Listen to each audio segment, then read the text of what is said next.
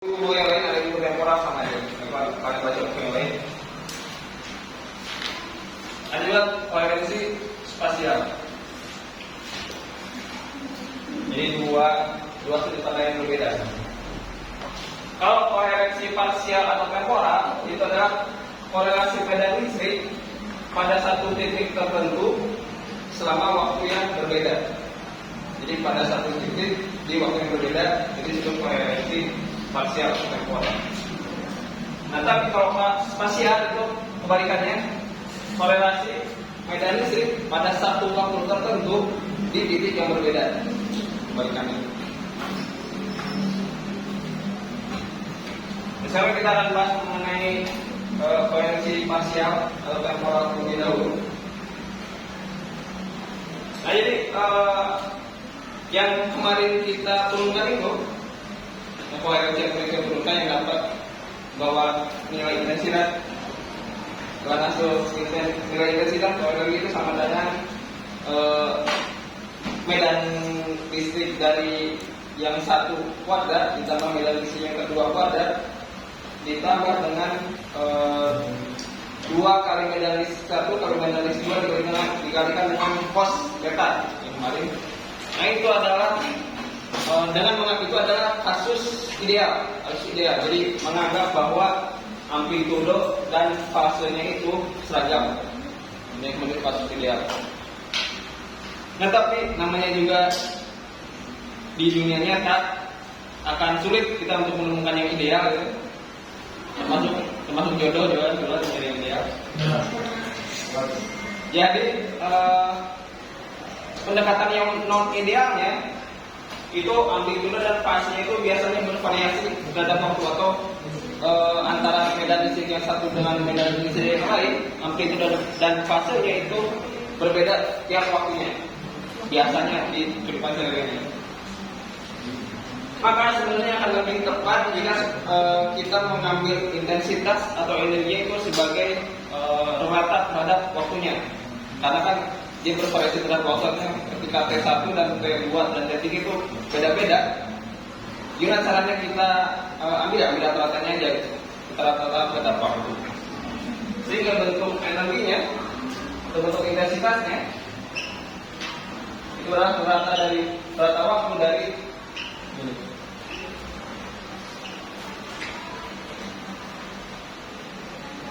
Kita ambil rata.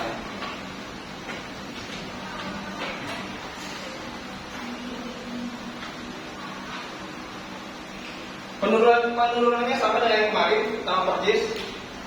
Jadi cuma bedanya sekarang ada berapa waktunya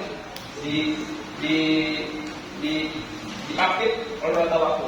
Jadi kalau kemarin kan hasilnya itu kayak satu kuadrat plus 2 kuadrat plus 2 kali 2 pakai kami.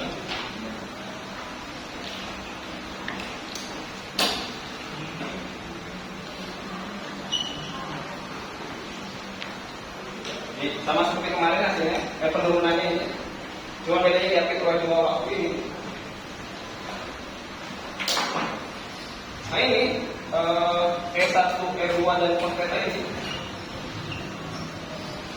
Ini kan merupakan komponen real dari E1 dikalikan dengan E2 per bulan. Kan kalau cos berarti kan komponen realnya, kalau komponen imajinernya yaitu sinus, kita nggak ada sinusnya, berarti ini hanya komponen realnya saja dengan barang E1 dan E2. Jika persamaan ini bisa kita ubah menjadi seperti ini.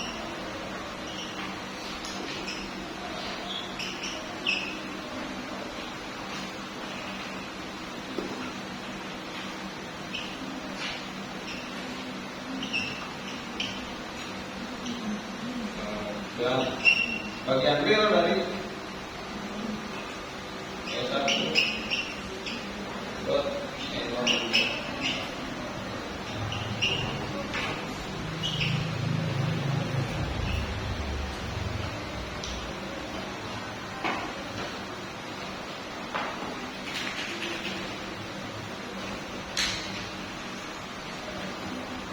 Ini hanya merubah cara tulisnya aja. Cuma ini dan ini sama aja.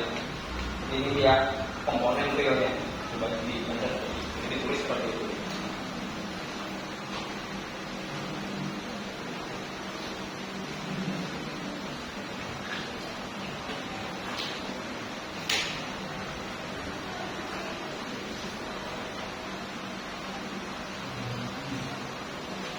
Nah sekarang kalau kita ingat kembali di pelajaran FISMA 2 sepertinya ya FISMA 2 atau FISMA 1 saya lupa, atau di gelombang juga mungkin pernah dipelajari bahwa ternyata cahaya atau lintasan cahaya itu bersifat stasioner. Pernah dengar? Buat lintasan cahaya itu sifatnya stasioner. Apa itu stasioner? Apa maksudnya dari lintasan itu stasioner?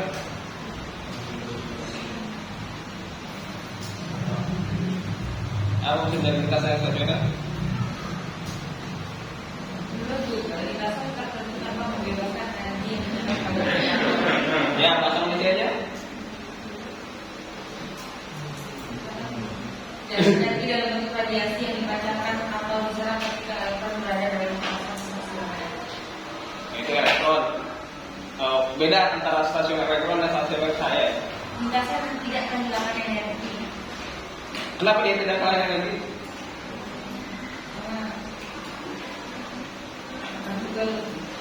Tunggu dulu.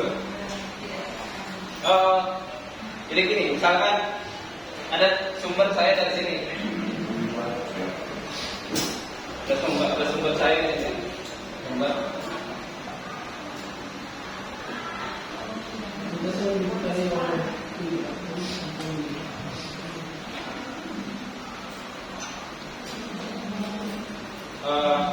Atau gini aja, lebih enak pakai bahasa Indonesia bahwa lintas cahaya itu akan selalu, entah bagaimana caranya, itu dia seperti punya mata, seperti punya pemikiran gitu. Saya itu akan selalu memilih jalur dengan waktu yang terpendek, sehingga kalau kita integralkan nilainya stasioner, nilainya tetap, Tidak bergantung pada waktu. tidak perlu pada lintasan. Jadi mau dari sini, tapi kan saya dari sini pengen ke sini, dari S pengen ke P misalnya. Mau dia ke sini, mau dia jalur ini, atau dia pilih jalur ini, atau dia pilih jalur ini, dia akan memilih jalur yang waktunya paling pendek. Entah bagaimana caranya, dia kayak seperti punya otak, seperti punya mata.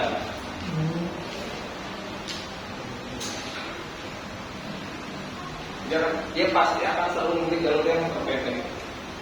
Seperti bagaimana bentuk jalur yang terpendek? Misal ini kan, tapi asumsikan ini bukan. Saya bukan yang baruan. Misal ini kota A, ini kota B, terus ada jalan dari kota A ke kota B itu ada 3 jalan. Pertama jalannya seperti ini, kedua jalan seperti ini,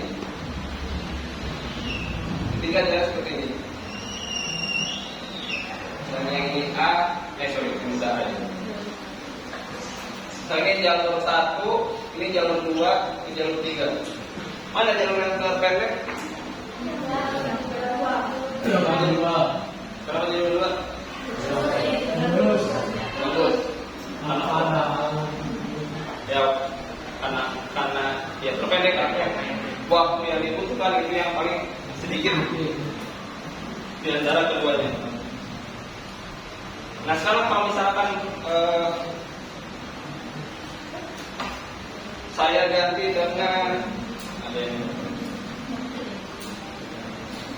yang bawa atau kalau dipakai, ada yang bawa apa? Jadi bentuknya silinder, ada yang bawa nggak? Bentuknya silinder. Cuma ke bawah, nggak tembus. Oh ini lah, enggak kelihatan. Hah? Ya inilah. Misalkan, nggak kelihatan di video ini. Udah kelihatan. Munduran Pak. Ini. Udah. Nah ini misalkan ada titik di sini dan titiknya di sini. Di sini di pinggir sini titik di sini. Ada dua lintasan misalkan ke sini, satu, kedua ke atas dulu, ketiga lewat bawah dulu. Mana yang paling pendek? Yang tengah kan? Ya. Bagaimana bentuk lintasannya? Bengkok sih. Bengkok kan? Bengkok. Kalau lurus kan ini lurus. Iya. Oh ini kan terpendeknya darahnya kan? Melengkung. Yang gini, tulisannya gini. Nah, saya bisa gambarkan di sini kan? Nggak bisa sih di sini. Kita ini. Jadi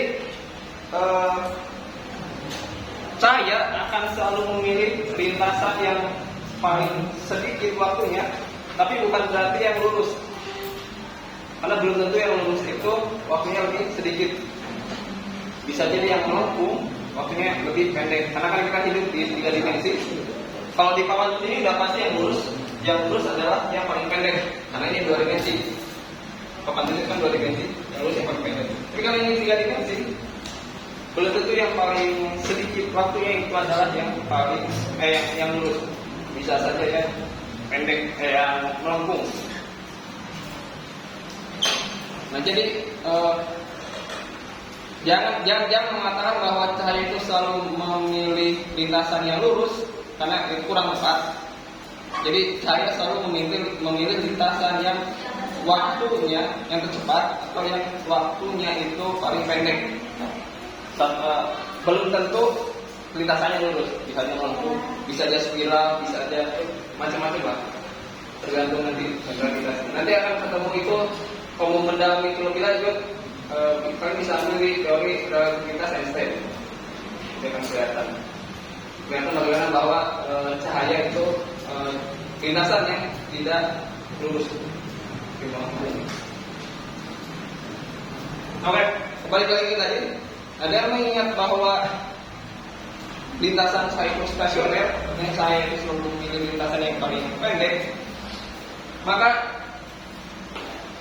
penjumlahan ini itu sudah tidak relevan lagi, karena dia mau lewat sini atau lewat sini atau lewat sini itu udah pasti adalah jalur yang terpendek.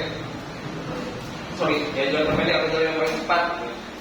Sehingga ini bisa kita ini kalau normalnya nggak bisa kita pisahkan, tapi karena ini stasioner, dalamnya stasioner, karena saya dengan stasioner, sehingga ini bisa kita pisahkan. Jadi rata waktunya bukan ini dijumlahkan dulu baru jadi rata, bisa kita pisahkan. Jadi rata ini ditambah rata ini ditambah rata ini.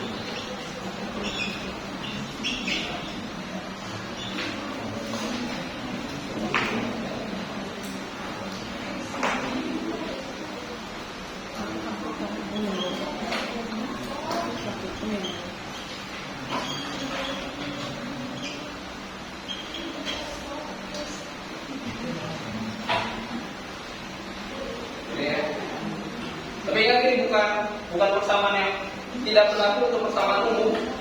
Ini hanya berlaku jika di dalamnya ini integralnya stasioner. Jadi kalau ini di dalamnya tidak stasioner, nggak bisa dipisahkan ini. Ini tidak berlaku umum. Karena usia tulisnya karena stasioner. Nggak bisa dipisahkan.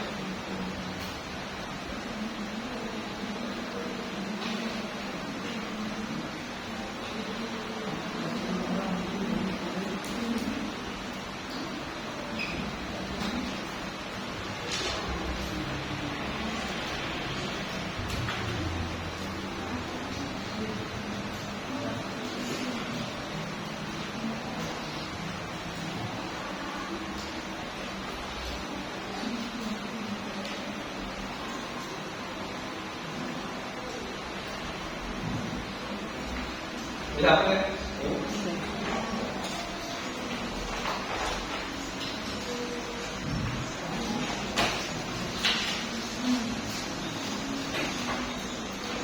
Selanjutnya dua.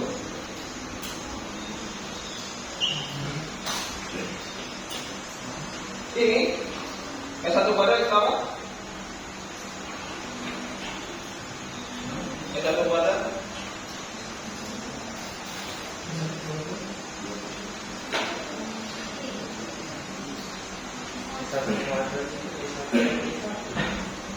ya, nggak salah sih. Itu kan yang saya harapkan. Atau saya dari awal ini.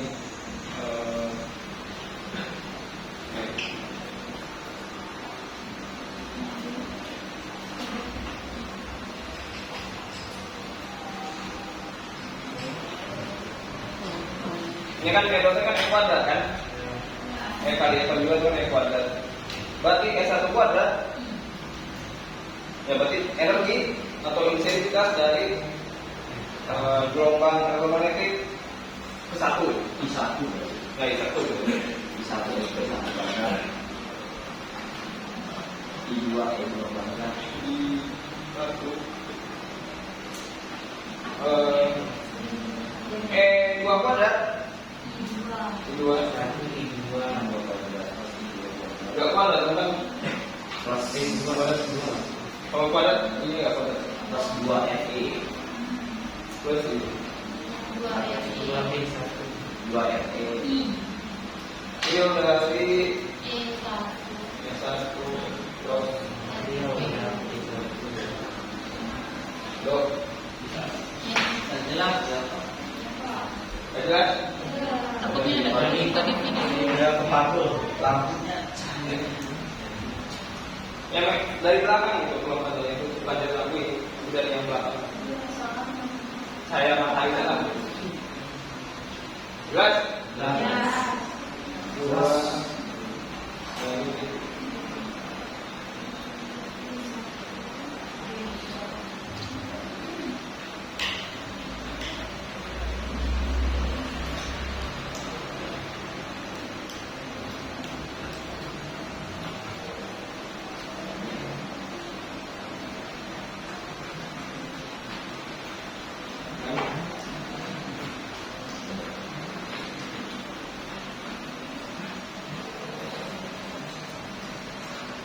jadi ternyata intensitasnya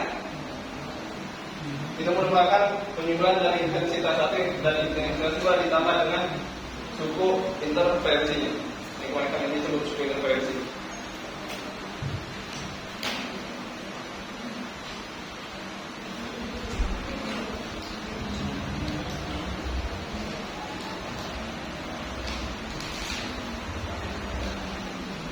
Nah, karena muncul intensitas satu dan intensitas dua, artinya ada dua lintasan yang lintasan itu tidak harus sama. Karena kalau lintasannya sama ya I1 tambah I1. Kalau lintasannya sama berarti I1 tambah I1. Tapi karena I1 tambah I2 artinya kedua nilai energi ini itu tidak harus sama lintasannya. Jadi bisa aja lintasannya berbeda, tapi akan tetap menghasilkan frekuensi jelas seperti ini.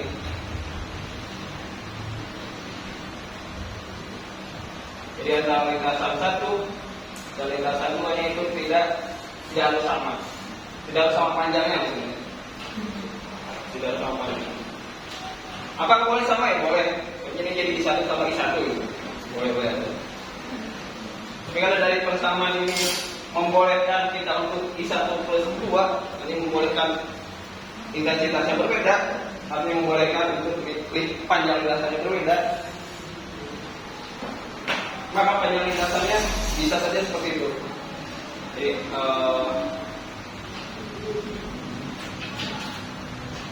Jadi pada satu waktu tertentu titiknya itu di tempat yang berbeda.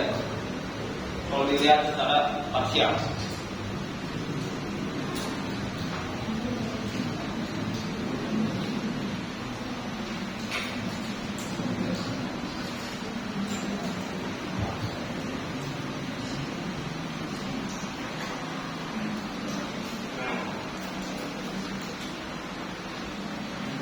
Siap gitu ya?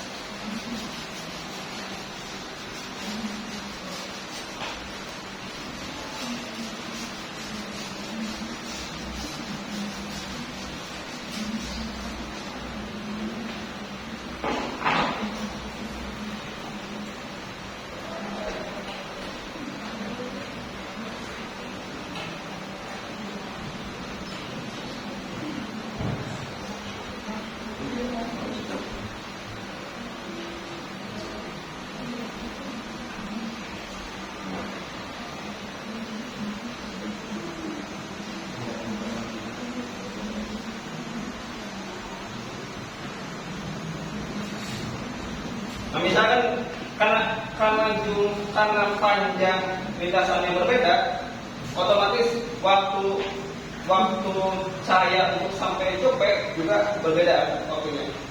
Yang jaraknya pendek itu waktunya lebih cepat daripada yang jaraknya panjang.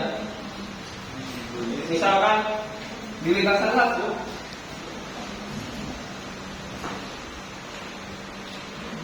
itu waktu yang dibutuhkan itu misalkan 10 satuan misalnya. Jadi kalau cahaya itu menempuh lintasan satu, maka dia akan membutuhkan 10 satuan untuk sampai di P. Tapi kalau misalnya saya itu menempuh lintasan 2,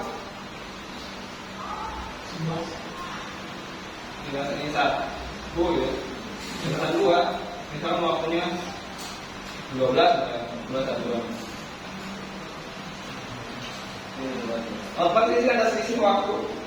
Dimana selisihnya adalah 2 satuan. Nah, selisihnya itu disebut dengan tau. Tau. Jadi selisih waktu antara dua lintasan.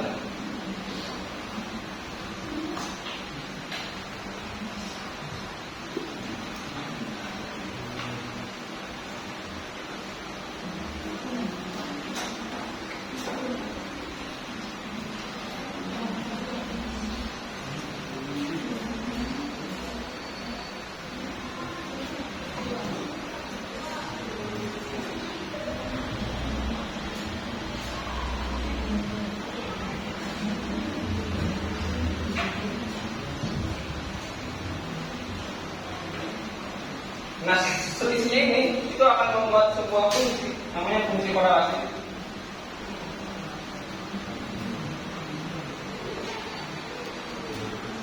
Itu disimpulkan dengan tadi ini apa namanya? Gamma ya. Nah, gamma function kan sering kan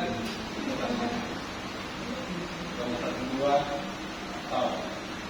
Jadi fungsi korelasi antara lintasan 1 dan lintasan 2 dilihat dari selisih waktunya. Fungsi korelasi antara lintasan 1 dan 2 dilihat dari selisih waktunya. Itu bisa kita hitung dengan rata waktu dari satu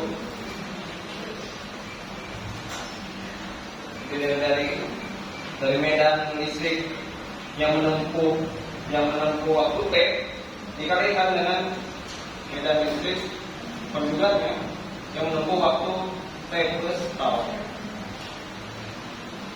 Jadi antara yang satu ini dikalikan dengan konjugat dari ini, kemudian dirata-ratakan terhadap waktu, nanti ketemu fungsi korelasi.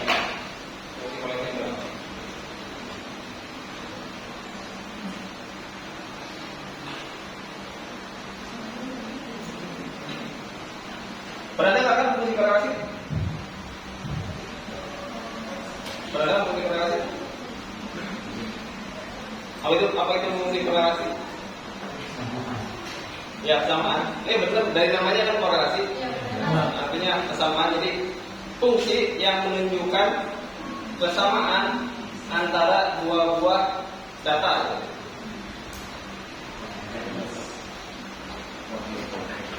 Berapa korelasinya? Korelasinya itu antara minus 1 sampai 1. Jadi kalau minus 1 itu berkorelasi tapi negatif. Jadi kalau yang 1 naik, 1 turun. Kalau korelasinya 0, itu tidak berkorelasi sama sekali. Kalau korelasinya 1, berarti sangat berkorelasi. Kalau yang 1 naik, yang 1 juga ikut naik.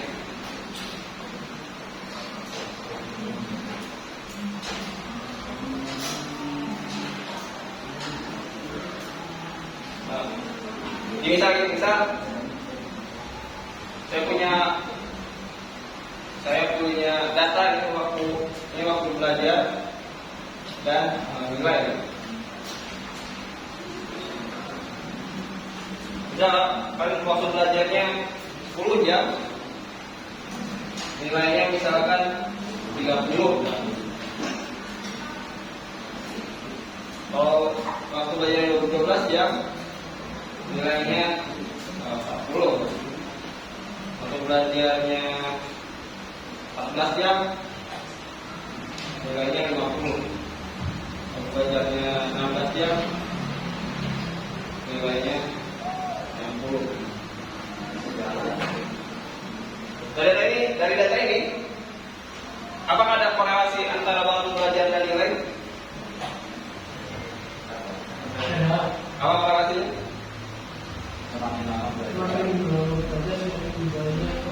Ya, jadi kalau waktu belajarnya semakin lama, maka nilainya semakin naik.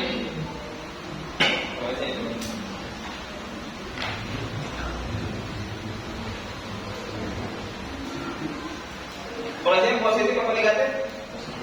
Positif, karena kalau yang ini naik, ini juga ikut naik. Lihat. Ya ini, jadi ini sederhana sekali. Cuma buat menunjukkan apa itu korelasi. Tapi kalau misalnya ganti dengan waktu tidur,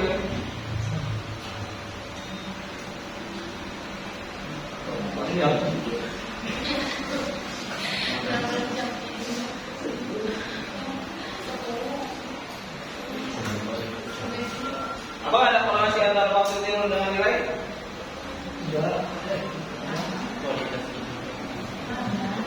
Gak ada hubungan kualitas tidur. Ada korelasi antara waktu tidur dengan nilai?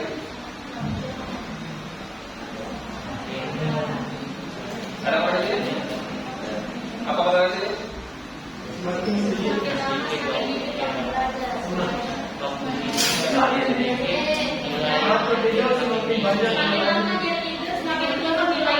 Ya, semakin banyak nilai semakin sedikit, atau semakin sedikit dia tidur, nilainya semakin besar.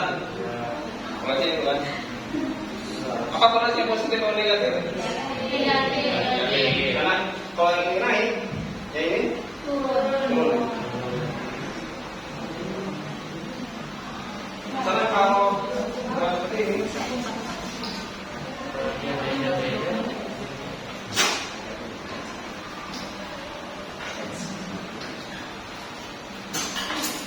apakah ada korelasi antara waktu tidur dengan nilai?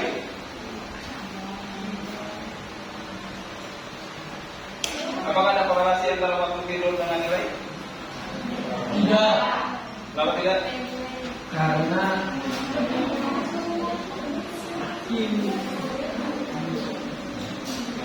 yang ada polanya. Ya. Yang tidur 16 jam dapat 100, tapi yang tidur 10 jam cuma dapat 80. Nah ini 14 jam dapat 40, yang tidur 12 jam dapat 70. Tidak ada korelasinya. Jadi waktu tidur tidak menentukan nilai kalian. Contoh ini contoh aja. Bukan diambil dari kasus nyata ini. Kami diambil dari imajinasi. Nah bagaimana? Kalau tadi kan kita melihat secara langsung, secara eyeball, dilihat secara langsung, ada korelasi, nggak ada korelasi dan tidak berkorelasi. Itu kita bisa lakukan karena datanya sedikit, datanya cuma 5. Tapi kalau ini kan datanya banyak. Misalnya kalau saya punya data ini sampai 1000, bisa nggak kalian tentukan ada korelasi apa enggak? Bisa kalau kalian punya kehidupan yang diambil data 1000 ada korelasi apa enggak? Untuk menentukan ada korelasi apa enggak, caranya jangan menggunakan fungsi korelasi ini. kalau nilainya 1 berarti korelasinya itu positif, nilainya minus 1 korelasinya negatif, nilainya 0 tidak ada korelasi sama sekali. Dan diantaranya itu begitu.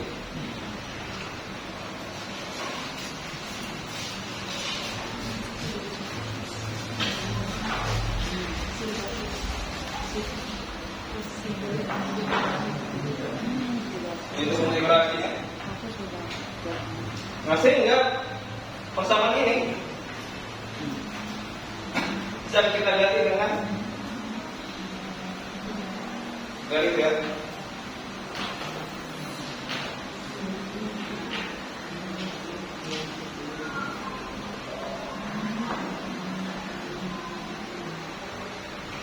Ini jadinya sama-sama 1 plus 2 tambah 2 berikan dengan real dari fungsi korelasi antara tingkatan 1 dan tingkatan 2 terhadap P.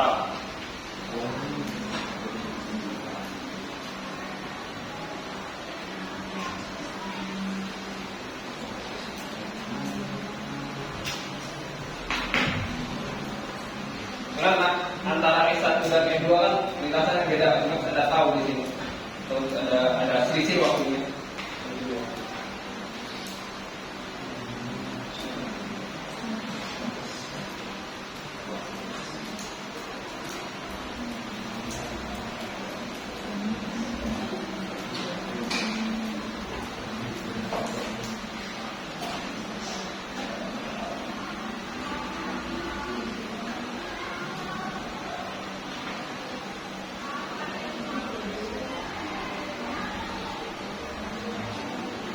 Ini fungsi korelasi jika antara lintasan 1 dan lintasan 2.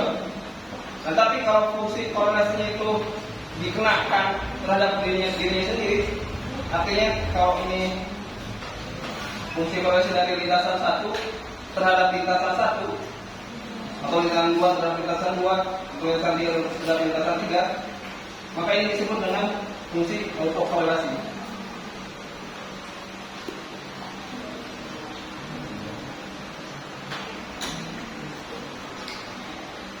Jadi auto di sini itu dirinya sendiri maksudnya. Jadi lintasan 1 mencari korelasi dengan dirinya sendiri. Jika ditambahkan tau, jika ditambahkan lab. Jadi tau ini kalau kalian baca buku yang lain, ini juga lag. Nge-lag. Ada masalah, kok kalian nge-lag gitu? Nge-lag itu artinya ada jeda gitu. Jeda. Baik, jeda.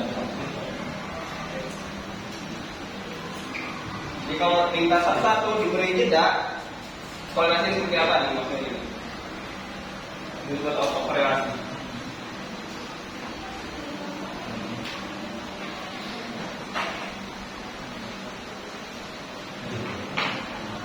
Misalkan ada data curah hujan misalkan, data curah hujan selama tahun 2024 misalkan, dari mulai Januari sampai Desember. Nah, kalau kalian mau mencari apakah masih ada musim kemarau atau musim hujan, kalian caranya ya harus mencari korelasi antara data hujan dengan data hujan itu sendiri. Jadi data hujannya yang dari tahun 2004 itu 2024 Januari sampai Desember itu dikasih lag atau dikasih jeda misalkan 1 bulan atau 2 bulan atau 3 bulan. Terus lihat korelasinya apakah berkorelasi apa tidak. Kalau misalkan dikasih jeda 3 bulan berkorelasi, artinya setiap 3 bulan itu ada kemiripan atau kesamaan jumlah curah hujan. Artinya setiap 3 bulan akan ada musim kemarau, terus 3 bulan lagi musim hujan, 3 bulan lagi musim kemarau. Tapi kalau misalnya 3 bulan masih belum ada korelasi, tambah rate-nya 4 bulan, belum ada korelasi, tambah rate-nya 6 bulan, belum ada korelasi. Artinya musim hujan dan musim kemarau itu terjadi setiap 6 bulan sekali. Korelasikan dengan dirinya sendiri. untuk mencari periodiknya, berapa waktu periodik dari data itu buat kembali seperti data itu lagi. Sekarang musim hujan, kapan lagi ada musim hujan, kapan lagi data itu terulang gitu. Kapan lagi ada satu baris data itu terulang di kemudian hari dan berikutnya. Karena ya udah dikasih rate aja dan lihat korelasi. Itu namanya autokorelasi. Rumusnya sama, cuma ganti ini jadi satu, ini jadi satu, selesai. Ini sama. Mana ini jadi satu, ini jadi satu. Itu berarti autokorelasi. Kalau beda, berarti korelasi. Kalau sama, autokorelasi.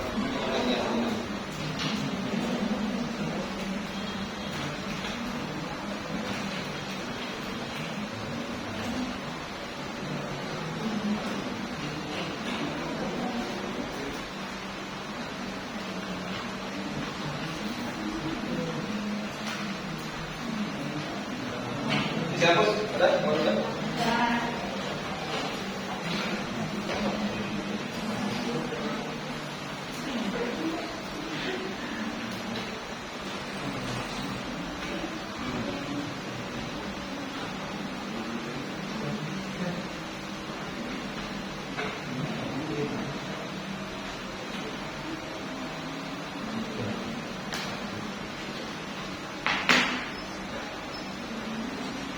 Nah, kalau fungsi korelasi itu tidak normalisasi, ini kita punya sebuah fungsi korelasi, kemudian kita normalisasi, maka akan muncul dengan derajat koherensi parsial.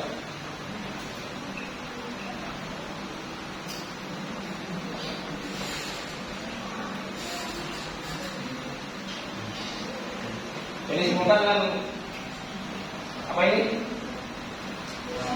Ya gamma juga, cuman yang tadi gamma besar, yang ini tadi itu gamma besar, ini gamma kecil, gamma kecil. Itu juga dari tau itu ini juga sih dari tau per dari kalau dia korelasi satu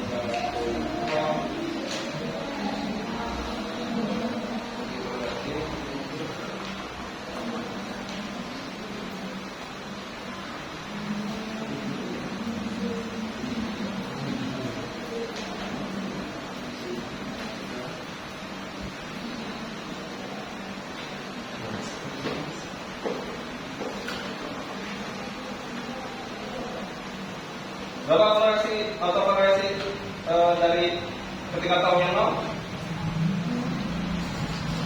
Berarti ini adalah data dari E1 dot E1T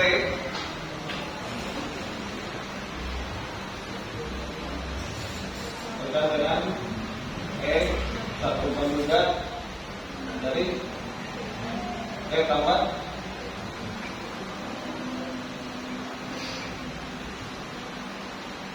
sama. Tadi kan fungsi korelasi satu misalkan itu kan berarti data dari E1 T kalikan dengan E1 konjugat T plus tau.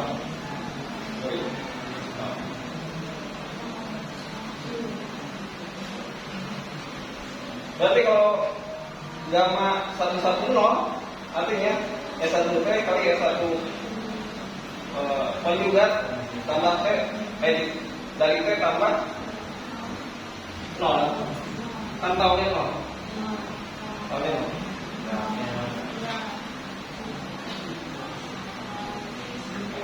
dikalikan dengan gamma 22 berarti 22 T plus tahun yang lalu.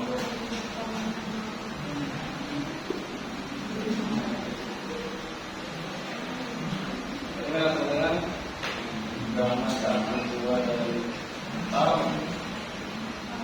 per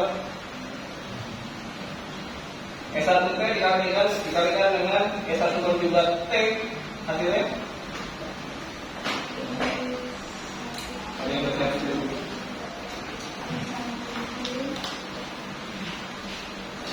Dengan S1T kalikan dengan S1 konjugat dari T, kan T tambah 0 kan T Ya. jadi kan S1T kalikan S1 konjugat T, hasilnya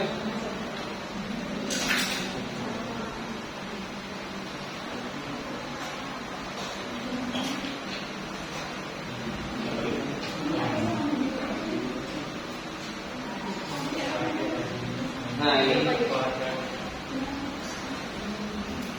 boleh kan? Contohnya ya kuadrat sama dengan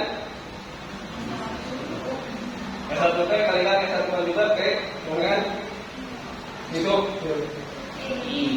I dari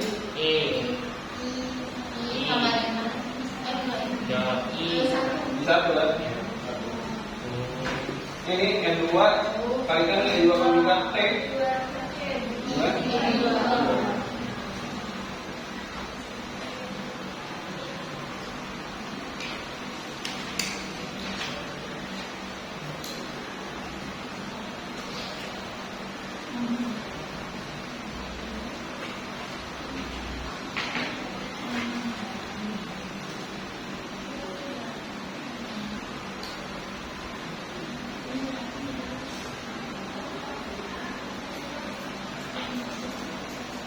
atau kalau saya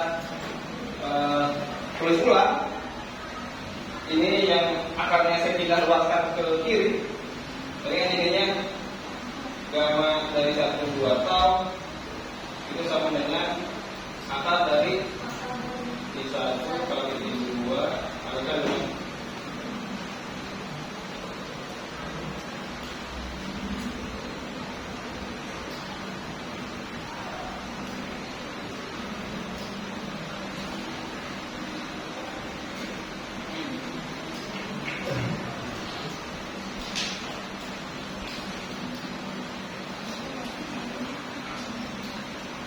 ini cuma saya pindah luasan sini.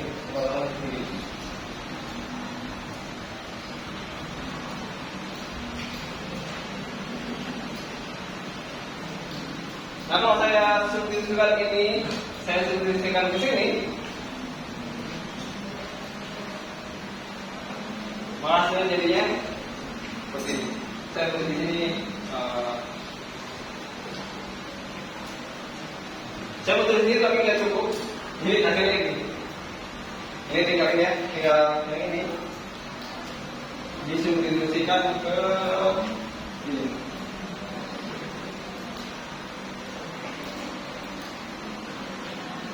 Hasilnya ini yang panjang ini.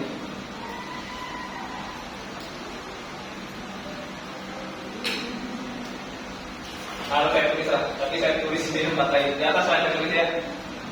Jadinya I sama dengan 1 plus I2 tambah 2 kali diambil dari akar 1 I2 dari karena 1 2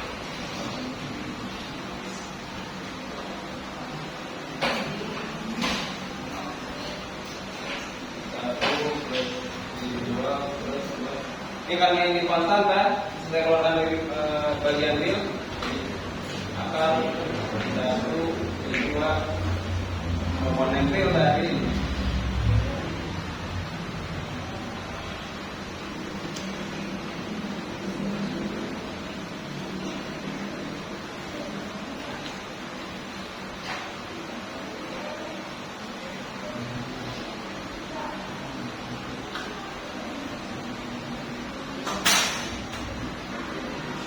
sehingga dalam kasus yang ideal yang sudah kita menurut kemarin itu solusinya sederhana. Jadi cuma S1 kuadrat tambah I2 kuadrat tambah 2 S1 I2 cos theta. Tapi dalam situasi tidak ideal, dalam situasi kehidupan sebenarnya, untuk mencari energi atau intensitasnya terlihat seperti ini. Kompleks semua.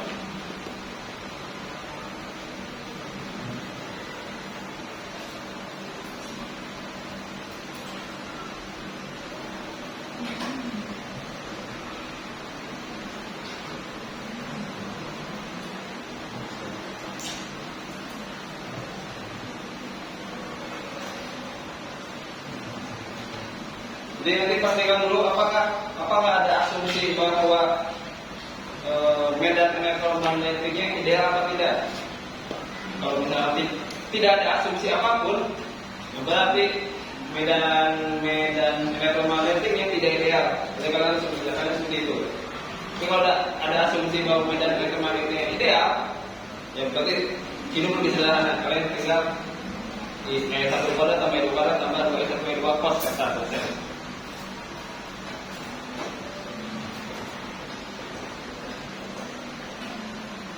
Kalau tidak ada, berarti harus cari dulu fungsi korelasinya.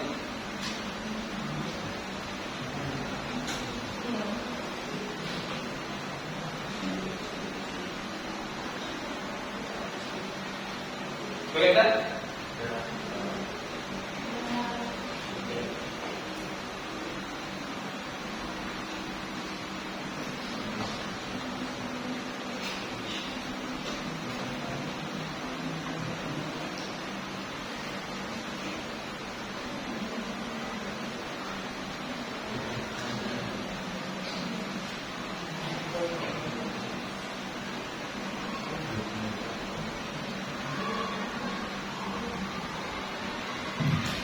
Tapi ini ada kelebihan dan kekurangannya. Jadi kekurangannya jadi lebih kompleks untuk mencari nilai intensitas atau energinya menjadi lebih kompleks. Tapi kelebihan itu lebih kekurangan. Tapi kelebihannya adalah jadi jauh lebih simpel untuk menentukan apakah gelombangnya heran apa tidak. Karena cukup dengan melihat derajatnya, melihat gamanya, kita bisa menentukan apakah itu koheran atau tidak.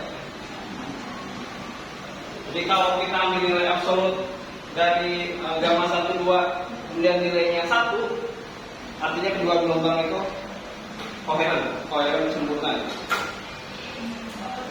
Kalau kita ambil absolutnya nilainya 0, artinya tidak saling koheran. Tapi kalau berada di antara keduanya, antara 0 dan 1, berarti dia koheren secara parsial. Jadi ada sebagian yang koheren, ada sebagian yang enggak. Gitu. Jadi ada kelebihan dan kekurangannya. Kalau yang ideal itu lebih gampang untuk mencari nilai intensitasnya atau nilai energinya, tapi lebih sulit untuk mencari koherensinya. Tapi kalau yang di asumsi tidak ideal, lebih sulit mencari intensitasnya, tapi lebih mudah mencari koherensinya. Dan cukup dengan gamma.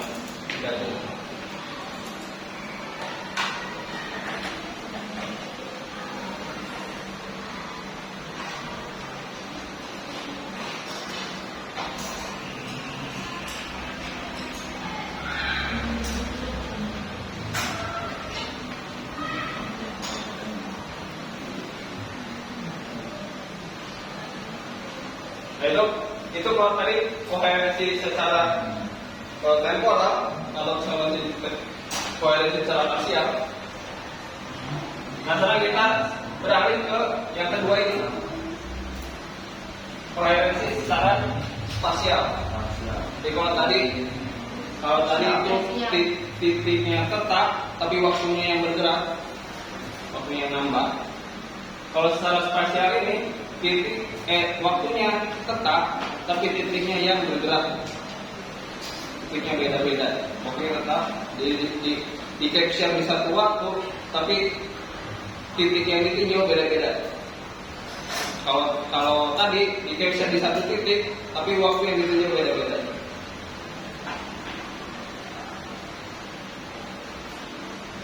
Yaitu itu variasi antara medan listrik di berbagai titik pada satu waktu yang sama. Nah, variasi spasial ini terbagi dua. Jadi yang satu variasi spasial transversal, kemudian variasi spasial longitudinal. Apa itu variasi spasial transversal? Jadi kalau ada sumbernya misalkan satu, sumbernya itu S, kemudian dia memancarkan cahaya, dan kalau kita tinjau di titik P1 dan di titik P2, tinjau titik P1 dan P2 sekarang, apakah jarak yang ditempuh itu sama? Sama. Jarak itu sama. Nah, kalau sama, artinya P1 dan P2 itu saling berkoherensi secara transversal. Karena jarak yang ditempuh dari sumber ke titik P1 dan dari sumber ke titik P2 jaraknya sama. Maka keduanya P1, titik P1 dan P2 saling berkoherensi secara transversal.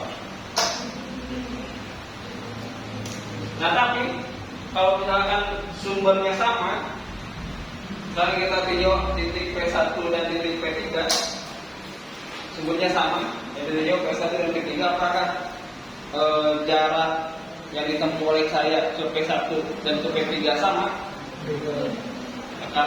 Karena jarak yang ditempuhnya beda, maka koherensinya itu disebut koherensi longitudinal.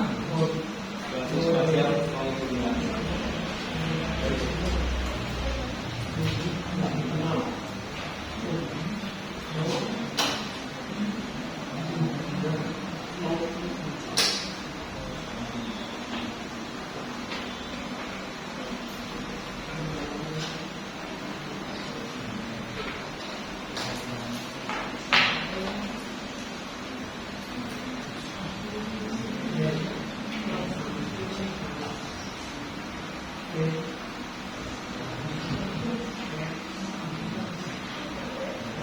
Sekarang kita bahas dulu koherensi spasial longitudinal. Ini adalah apakah P1 dan P3 saling berkoherensi?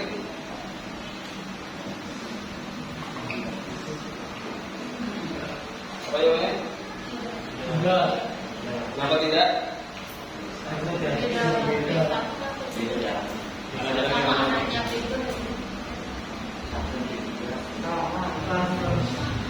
Apa P1 dan P3 saling berkoherensi? Oh, iya. Kenapa ya? Karena sama apanya? Sama arahnya. Ada yang bilang tidak? Ya. Karena jarak dari sumbernya. Karena jarak sumbernya berbeda, maka tidak saling berkoherensi. Ya. Ya. Jadi yang paling benar? Dua-duanya benar. Bisa ya, bisa tidak. Apa P1 dan berkoherensi? Jawabannya tergantung. Tergantung apa? Jarak. Ya, tergantung jaraknya, betul. Jadi kalau misalkan ini S, ini P1, ini P3. Misalkan jarak dari sini ke sini saya sebut dengan R13. Oh iya. Ya. Jarak dari sini ke sini saya sebut dengan U0. Di jarak sumber ke P1 saya sebut U0. Oh. Ini jarak P1 dan P3 saya sebut R13. Kalau R13-nya itu jauh lebih kecil daripada P0, tahu no? Iya. Maka dia berarti apa tidak? Iya. Kenapa ya? Berarti apa tidak? Kalau R13 jauh lebih kecil daripada P, tahu no? Apakah berkoherensi atau tidak? Coba bayangin R13 jauh lebih kecil daripada P0. Kira-kira gimana bentuknya? Terus koreksi apa tidak?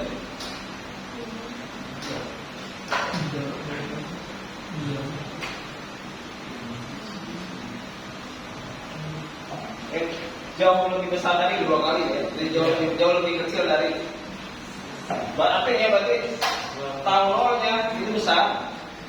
Ini tau ini S, ini P1 gitu. Ini tau-nya. Sedangkan R13 jauh lebih kecil. Jadi misalkan di sini. Ini P3, ini R13. Ya gitu kan. Kalau digambarkan R13 jauh lebih kecil dari tau kayak gitu. Kira-kira P9 bervariasi apa tidak?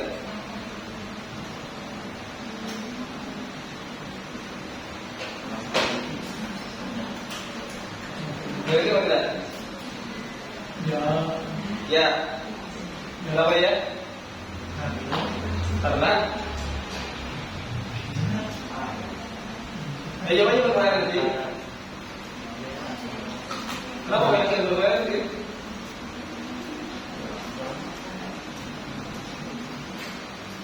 Karena jarak tahu yang menentukan jarak antara P1 dan P3. Ya, menurut saya. Jadi kalau jarak ini sangat kecil, jarak itu lebih kecil daripada T0, tahu no? Artinya ini bisa kita anggap sebagai titiknya sama gitu. Karena kan lihat dia aja dari gambar. Kalau misalkan saya di sini nih, Ya. terus saya melihat ke lapangan sepak bola Umran. Ya. Kalau tidak kelihatan, tapi anggaplah bisa lihat sepak bola Umran, lapangan sepak bola Umran. Terus ada dua bola sepak terpisah sejauh 1 cm atau terpisah sejauh 5 cm. Ya.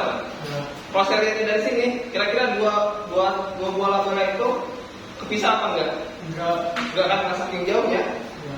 Jadi kayak satu, kayak jadi satu bola yang besar. Tapi kalau kita dekat, kalau kita lihat dari lapangan bolanya kelihatan loh 5 cm. Ini karena saking jauhnya, jarak sini juga tidak terlalu berpengaruh karena jauh. Jarak sini tidak terlalu berpengaruh sehingga ini bisa dianggap sebagai titik yang sama. Artinya P1 dan P3 itu titiknya sama. Kalau titiknya sama ya berarti saling bervariasi. Ya. Tapi kalau sebaliknya, kalau R13 itu jauh lebih besar daripada tau, maka tidak saling bervariasi. lebih berpisah.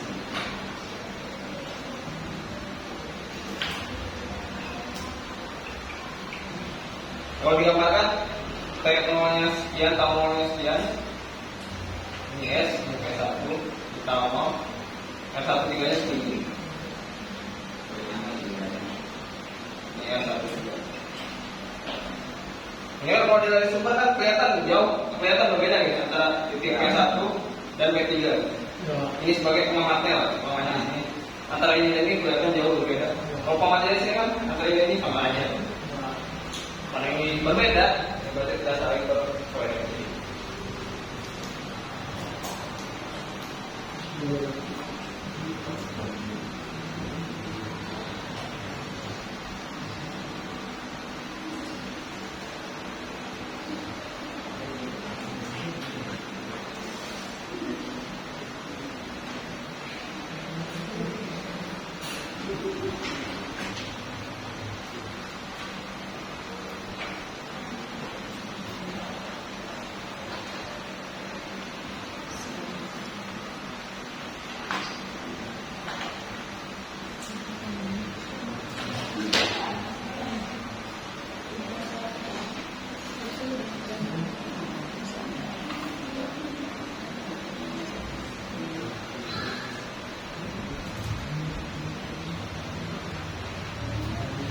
Ready? Dan Ya.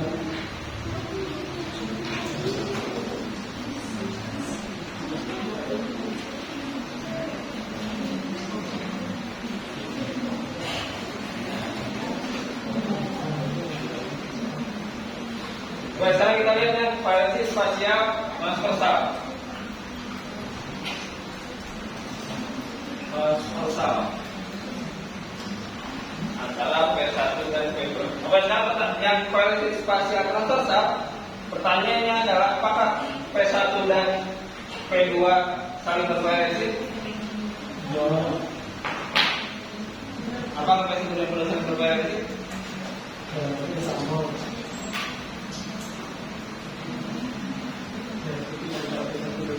Bervariasi atau tidak? Oh ya, kenapa ya? Kalau tidak, kenapa tidak?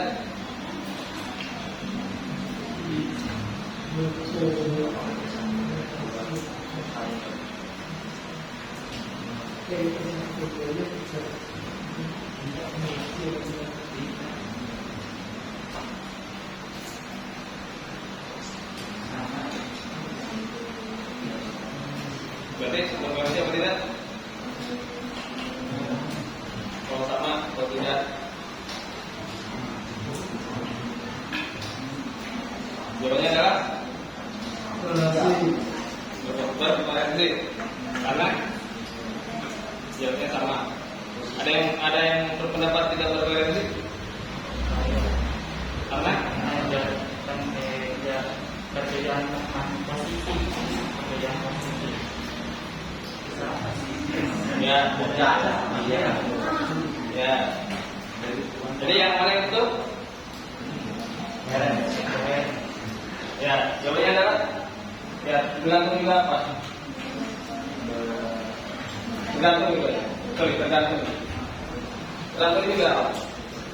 Tergantung sumbernya sama apa enggak gitu.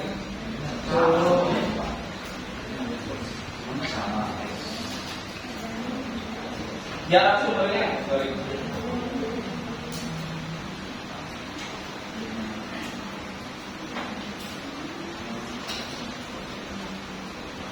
Kalau sumbernya sama, apakah kita bervariasi apa tidak? Bervariasi. Karena dia jadi sumber otomatis lagi dia sama. Kalau sumbernya tidak sama,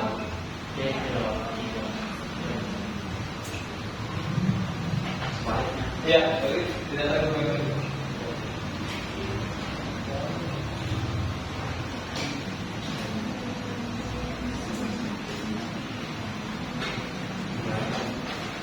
Jadi kalau ada sumber yang sama, misalnya di P2, di P1, dan jarak P1, LP1, dan R1 dan R2 itu sama, ya berarti saling bervariasi. Tapi kalau sumbernya beda, yang satu di sini, yang satu di sini, kan? Titik P, titik P2, ini P1.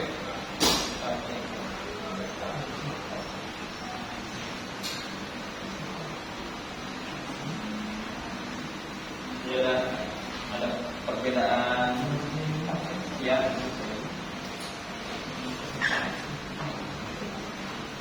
Ini karena sumbernya beda, ada tahu ada W di sini. Maka antara P2 dan P1 itu tidak saling bervariasi.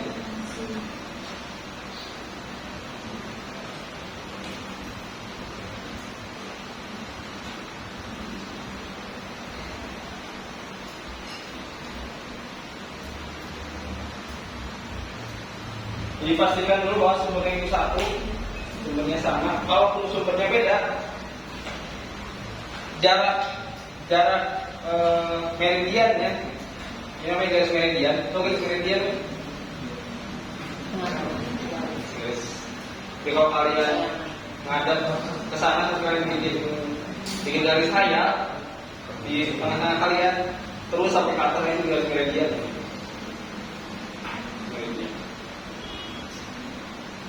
Baik, itu garis meridian. Oh gitu aja. Udah restu semua kan? Yes, yang pertama. Kalau misalkan jam 10 pagi, biasanya disebut 10 apa? AM. Kalau jam 10 malam biasanya jam 10 apa? Apa singkatan AM?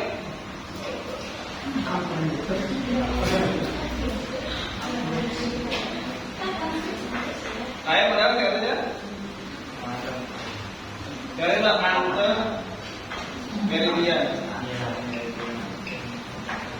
Kalau PM?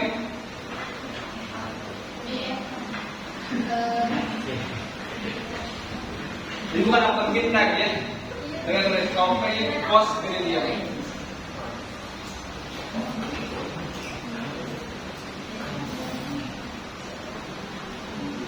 Kenapa gitu? Karena ini kalau kalian mau melakukan percobaan, coba aja berdiri mulai dari jam 6 pagi sampai jam 6 sore. Coba berdiri ya. Kalau melakukan percobaan penasaran, coba kalian berdiri dari jam 6 pagi. Tapi di lapangan. Di lapangan jangan ada yang Berarti biar kelihatan bayangan. jangan ada bangunan apapun di lapangan. Kalian berdiri, terus bayangin di depan kalian ada garis. Itu disebut garis meridian. Misalkan ini horizon ya, horizon dari lapangan ya. Ini kalau kalian di sini, yang di sini kalian ya. Bayangin di depan kalian itu ada garis bayang. Ini garis meridian. Nanti matahari itu akan terbit di sini. Kemudian dia akan maju ke sini, maju ke sini, maju ke sini, sampai di tengah-tengah, puncaknya di meridian. Kemudian dia akan maju ke sini lagi. Terbenam di sini. Jadi nanti kalau kalian begini nanti matahari ke sini, pas di meridian di puncaknya itu, kemudian meridian lagi puncak turun lagi.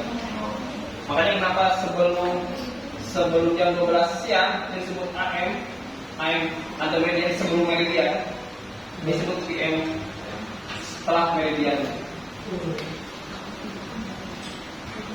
Selanjutnya sebelum dari patokannya meridian kalian.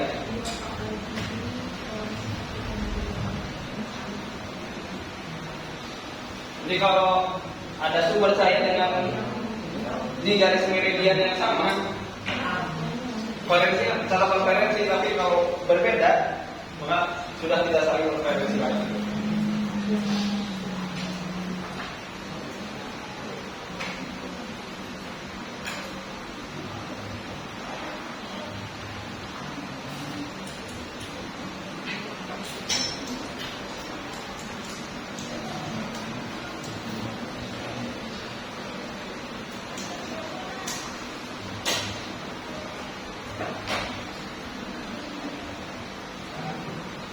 Sudah semua kan? Ya.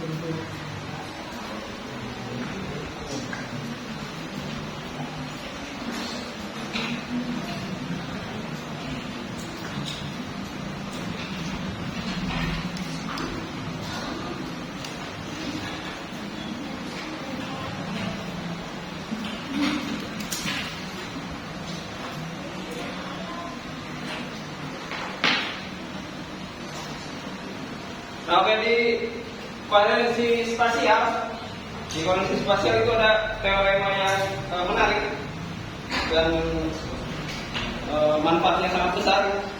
Namanya teorema, saya nggak tahu nyebutnya di mana ya. Nanti kita coba deh. Van Sitter-Zernick. Jadi ini dua fisikawan yang berbeda. Yang Van Sitter pasti dari Belanda, yang Zernick itu dari Jerman. Jadi ada Van Sitter dari Belanda dan dari Jerman. Keduanya ini membuat sebuah teorema seperti itu, bahwa transformasi Fourier dari distribusi intensitas dari sumber yang jauh dan tidak paralel sama dengan visibilitas kompleksnya. Itu teorema aslinya. Terus murid bla. Tapi kalau dibuat dengan bahasa manusia, itu bahasa seperti ini sebenarnya. Gelombang dari sumber yang tidak koheren akan tampak sebagian besar koheren pada jarak yang jauh. Itu bahasa mudahnya. Yang atas bahasa sulitnya, bahasa matematisnya, bawah bahasa mudahnya. Jadi kalau ada sumbernya itu sangat jauh, sangat jauh. Walaupun sumbernya itu tidak koheren, tapi akan tampak seperti koheren karena jaraknya sangat jauh. Intinya itu teorema dari Van Sitter. Jadi kita belum tahu bintang-bintang di luar galaksi Bima Sakti itu apakah mereka bintang koheren atau tidak, karena saking jauhnya, walaupun dia tidak koheren, bahkan dia seperti koheren. Jadi kita tidak tahu dia itu koheren atau tidak. Nah tapi itu sisi negatifnya. Tapi sisi positifnya itu kita bisa dari cahaya yang dianggap tanda kutip dianggap koheren, kita bisa tahu banyak dari benda yang memancarkan cahaya.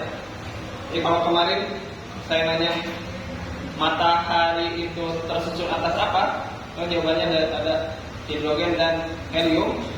Itu bisa dicari dengan menggunakan apa kemarin?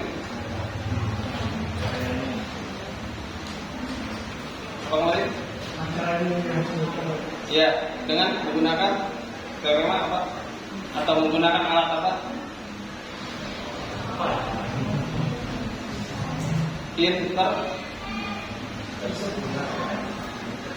Interferometer. Mikrometer. Mulai kan? Kita dengan menggunakan interferometer mikrometer, kita bisa tahu bahwa dengan melihat gelap-gelap kita bisa mengetahui bahwa itu helium atau hidrogen, helium. Nah, dengan menggunakan teorema Van Sitter ini, kita bisa tahu lebih banyak. Jadi kalau saya tanya berapa radius atau jari-jari di matahari, berapa radiusnya? Berapa radius atau jari-jari matahari? Bisa di Google. Berapa radius atau jari-jari matahari?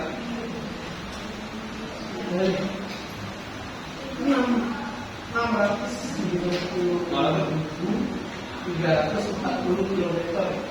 Ya, sekitar begitu. Tahu dari mana besar mata jari-jari matahari segitu? Kan nggak mungkin kita berdiri matahari terus ngukur itu pakai meteran. Dari mana bisa tahu? Dari mana Google tahu bahwa? Dari mana kita tahu bahwa Cahayanya. ya dari cahayanya. Dari cahayanya kita bisa tahu berapa ukuran matahari. Oh, bisa Pak? Dia dengan teori ini, dari ngapain terjadi ini.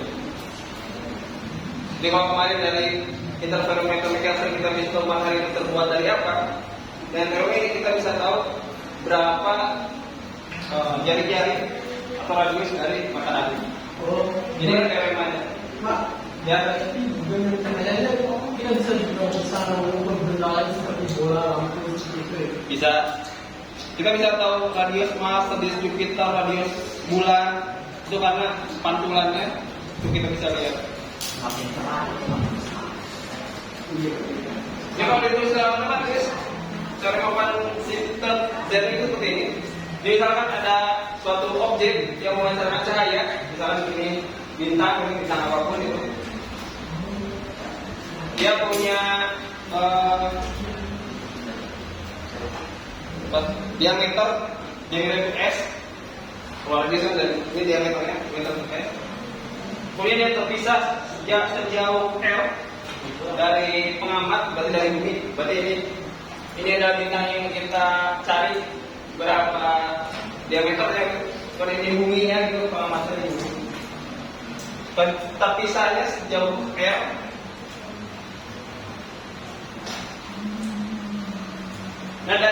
pola gerak terang yang dihasilkan itu dengan terobosan sintetik itu kalau kita tahu nilai D-nya berapa, jadi nilai dari titik setengah ini ke yang paling ujung, ke cahaya yang paling ujung, dari cahaya yang paling terang ke cahaya yang paling ujung itu disebut D.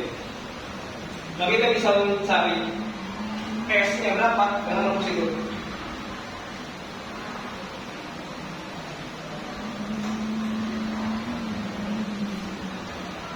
Di D sama dengan R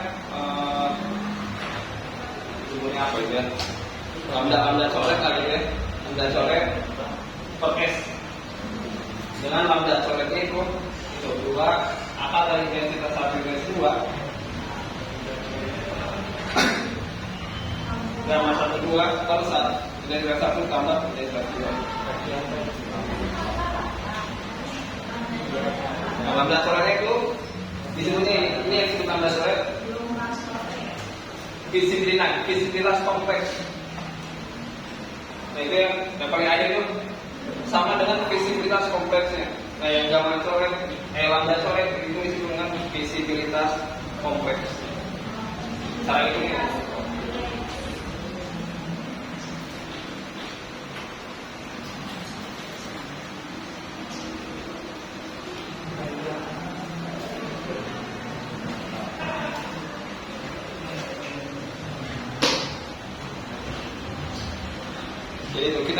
Jadi kita tanpa perlu keluar angkasa, kita bisa menjelajah ke luar angkasa hanya dengan cahaya.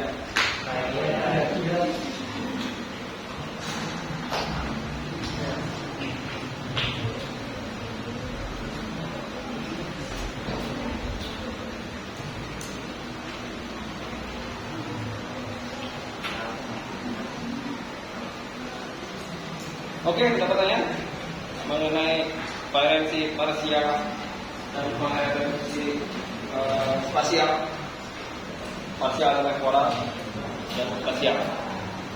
Jadi itu koherensi yang